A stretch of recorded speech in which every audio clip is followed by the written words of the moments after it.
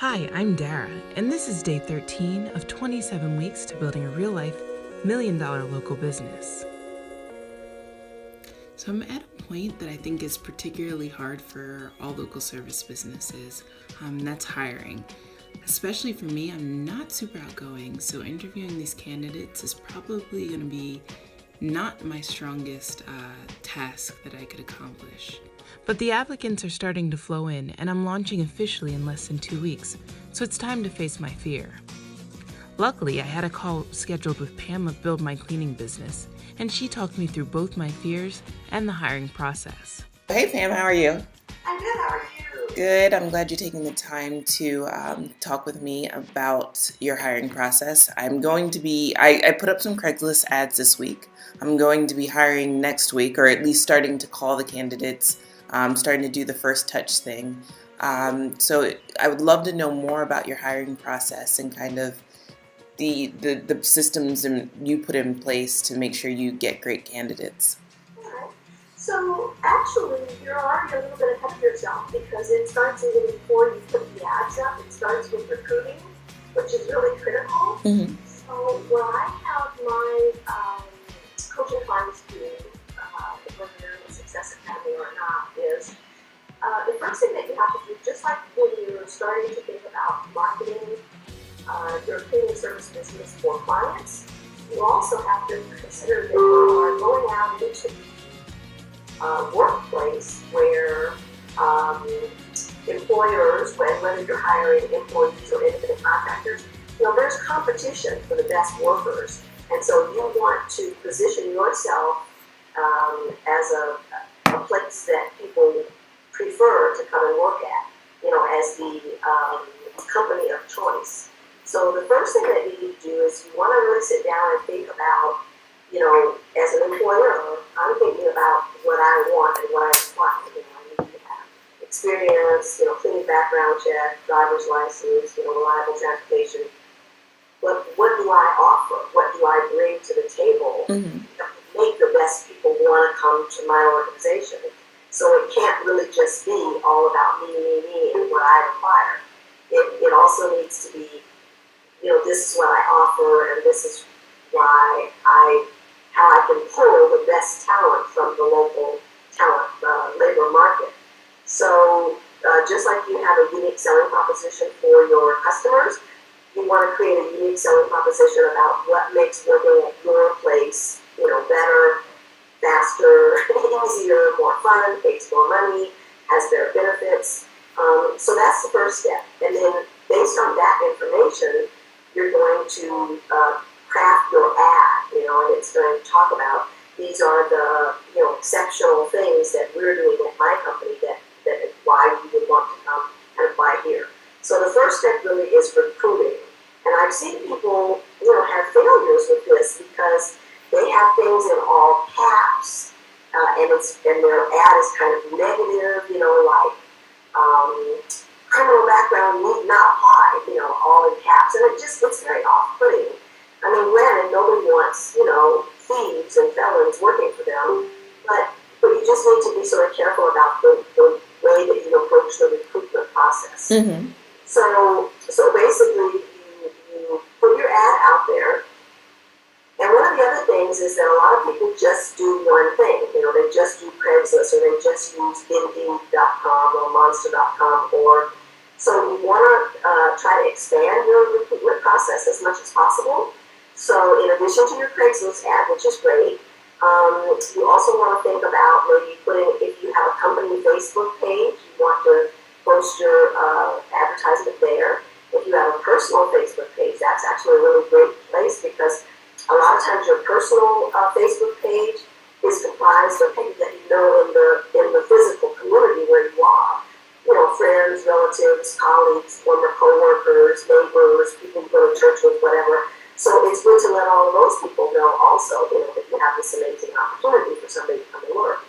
And then, do some other outreach like some of those groups that I mentioned. So if you go to the gym or you go to church or there's any place where there might be a bulletin board where you could list your opening, you have to be really pretty sort of take a blanket approach, a multi-pronged approach to getting your outreach out there, because people don't. It's not necessarily a job that people said, oh, when I grow up, I want to be a maid or I want to be a janitor. So you have to really kind of be creative about finding people who may not have realized that they were looking for a little part-time job that had, these kinds of wonderful benefits where they can pick, what hours they want or what days of the week they want. So you have to, be kind of creative with your outreach.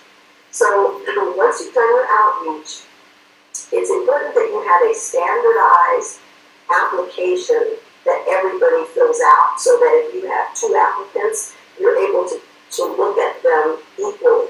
So for that reason, you don't want people sending you, just letters of interest or their resumes, because the resumes are, concocted in all sorts of different formats. You want to be able to see, A, B, C, certain standardized information that you're looking for about your people. Mm-hmm. It is important to have some sort of an application. I always suggest that people do it online, because that way, it's not an interruption. So it's you can look at it when it's convenient, as opposed to just having people call you and make you busy. So once you get your application, you do your outreach, and let's say maybe 50 applications come in. So, you're going to do an initial sorting of them, and some of them you're not even going to contact them because they don't meet your minimum requirements. And so what I recommend people do is have a list of, what your minimum requirements are, because then you can delegate that to somebody else. I mean, I know maybe your business is small and you're just getting started, but very soon you're going to become overwhelmed with the hiring process. So if you can give somebody else this checklist of things to look for, to decide if these applications are even going to come to you or not. Mm-hmm. So that's the delegating, and can make your life a lot simpler. So let's say you got 50 applications and maybe only 35 of them meet the fundamental screening. So then you're going to contact those 35 people. Again, you have a script of things that you're going to cover with them, and it's a sort of a mutual disclosure conversation. You're going to get some information about them, you're going to give them some information about you. And the purpose of this conversation is to really dig deeper than most people typically do, to find out some basic things about this person, not just, where do they live, what part of town are they available to work in, how many years of experience do they have. But you want to find out things like, what else is going on in your life that makes this a good fit for you at this time? Are you going to school? Are you working another job? Are you, you want to ask a lot of open-ended questions. So, for example, you'll have some people that might say something like, I just really need to work, right now. So I'm open to anything.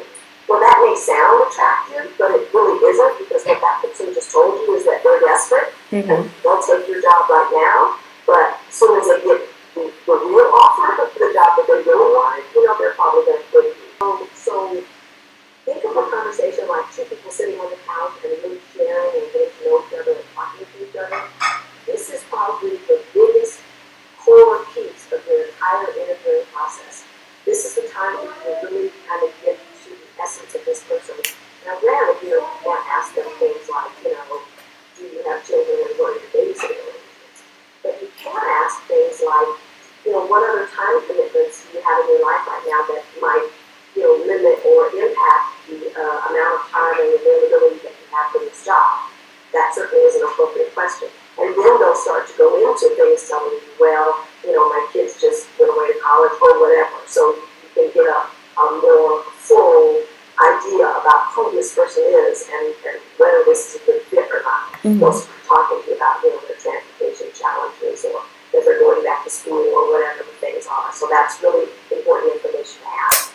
And once you've gathered some information from them, now it's time for you to, and now's the time where you can be a little bit more of a kind of a hard, not like a drill sergeant type, but kind of. I mean, when you did your unique selling proposition, you also identified certain deal breakers, things that you absolutely, cannot accept in your business. And this is the time to share that information with them, so that if they feel like that's unreasonable, that's a place that they don't want to work in, they're not going to necessarily say that to you right out of your hiring process. So it's very important that they have this information. So if they want to just not follow up, then they can do that. And you want that to happen. Of the 35 people that you contacted, let's say you're impressed with 29 of them. Mm-hmm. So the others, you just say, okay, it was very nice talking with you. We're continuing our process, so you may hear from us, and we appreciate your time. And just let them go. The ones that you thought you sort of they met your standards, and you might be interested in talking to them a little bit more, you say to them, okay, so applicant Smith, you've given me some information, and I've given you some information about the specifications of the job, where it's located, how long it lasts, how many hours a week, what the pay rate, all those kinds of things. And I've also talked to you a little bit about, what are some of the core values at my company. So I want you to sleep on it, talking with, your maid or, whoever, and just, kind of really absorb what we've talked about. And if you think that you would be interested in going to the next step in my interviewing process, then I'd like you to call me tomorrow morning. Now, it's very important that you call me in the morning between 8 and 12. If I don't hear before noon, then, we'll move on with some other applicants. And so, it was very nice talking with you, and, perhaps maybe chat again. So at this point, what you've done is you've put them all into their court, and that's really critical. A lot of employers make the mistake is that they continue to follow up with the applicant. So if you left them all in their court, if they thought when you said, I need you to go to work every day, I need you to be on time, I need you to wear a uniform, they thought, oh my God, this lady's a drill sergeant, I don't want to work with her. People are passive, they're not going to feel comfortable to say that to you in a conversation, but they'll just not call tomorrow, and that's fine. If they feel that that's unreasonable, you don't want them, to work for you. So you're giving them the opportunity. If for any reason they don't call on time, let it go. If they call you late, or they say they forgot, or don't call them, just let it go. So they've removed themselves from the process. Mm-hmm. So let's say of the 29 people that you invited to call you back, maybe only let's say 18 of them actually did. Okay. So of those 18, and I'm sorry, I skipped a little bit. In the initial conversation, you're going to explain to them what step 2 is. So this is a 2-step process. The first step was when you called on the phone and you did the initial screening. And you screened out some people that didn't meet the requirements, and some people screened themselves out because they didn't like what you had to say, and that's fine. The second step of this process is, and you tell them this when you're having the initial conversation, step 2 is where we're going to want to meet you at a test site. Mm-hmm. And, it's a face-to-face interview and meeting where you'll get an opportunity to meet the person who would actually be your supervisor, so you can, get a feel for how it might be to work with them. They can also, get the same impression about you. And we like to do a short skills test. So think of it just like if you were applying for a secretarial job, they would give you a typing test. So the test itself is going to last just 10 or 15 minutes, but, we want to get an idea of how familiar you are with the basic, processes and the chemicals, you understand, how to clean a toilet, empty the trash, how to, wipe out a microwave, whatever the things are that you want them to do. And again, you have a very specific list. You test everybody on the exact same 5 skills. It needs to be super quick because you haven't really hired these people, so you cannot take them to a building and work them for a couple of hours. That would be illegal. So it needs to be pretty simple and straightforward. And once again, you'll have a paper where you're jotting down the notes. You'll actually have a scoring sheet. So for each of the 5 skills that you tested them for, you have a score, let's say, from 1 to 5. And what's important about that is that now you have a quantitative way that score this person, and you can compare one applicant to another. And that's what's critical, because it helps to take the emotion out of hiring. Maybe you like them, they seem like a nice person, and that's fine. Those can be some of the things that are on your list that you take into consideration. Things like, did they show up on time? Were they appropriately dressed? Did they have reasonable social skills? We've had people show up at the test loaded. Oh, wow. I had a guy come job as a janitor, and he was using a walker. So Oh. he's having a mobility issue. He's not going to be able to mop, etc. So it is important that you meet them and that you get a general feel for them. If they have facial tattooing and things that you just think are not going to work for your business, this is the time that you're able to kind of mark all of those things down. So in the initial phone call, you had certain things that you were looking for and grade them on those. And then in the face-to-face meeting and skills test, you have a list of things that you grade them on. And so the key is that now you're able to quantitatively measure two people.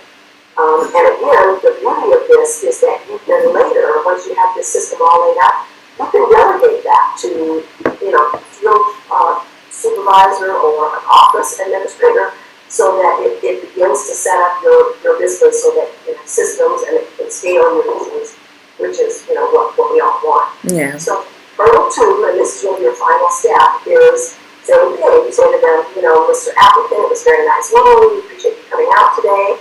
You've seen the location, you've seen, what the level of detail is that we're looking for. You had an opportunity to meet, your day-to-day supervisor. I want you to go home, think about it.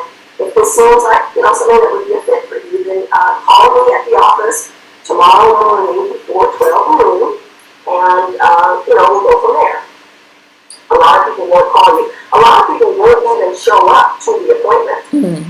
They'll call you later, they got lost, they have flat time. Again, these are all people that are showing you in advance that they're not reliable, they can't manage to do what they're supposed to do, independent of a lot of supervision.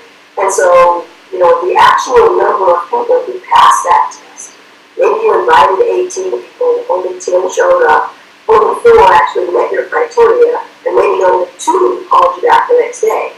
So although you started with 50, and you narrowed it down, you really only have 2 good, viable candidates. That's actually a good thing that you weeded out all of those people, because you want to leave people out before you go through all of the time and trouble of hiring them and training them and doing the background check and entering them into the payroll system and all that stuff. Mm-hmm. So consider this like a pruning process.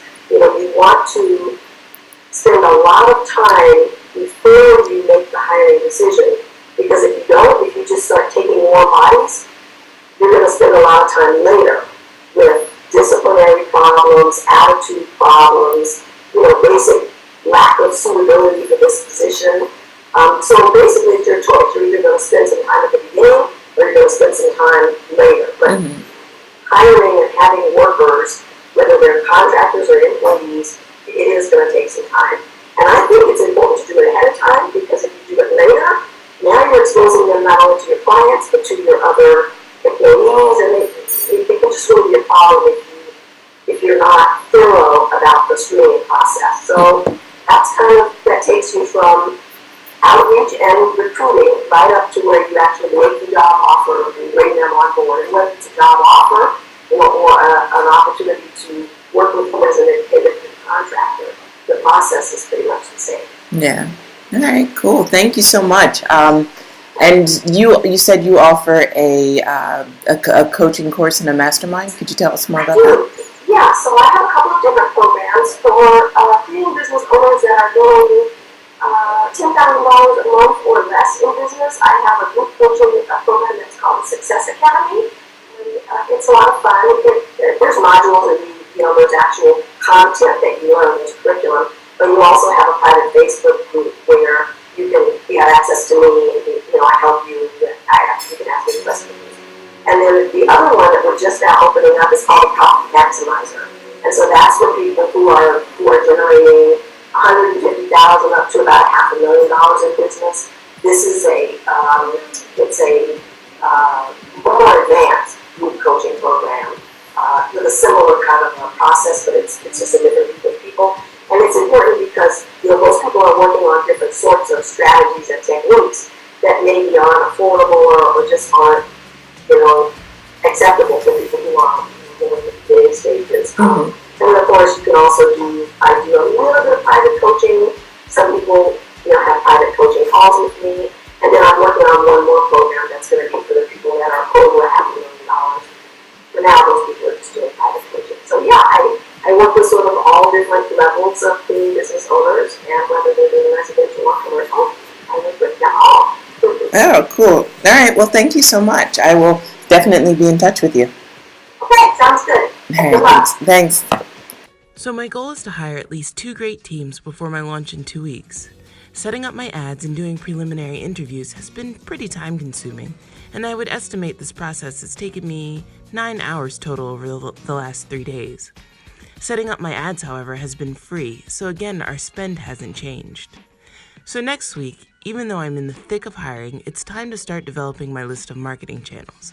After all, I'll need jobs for these teams, so I need to start getting my funnels ready right now. That's what we'll focus on Monday. See you then.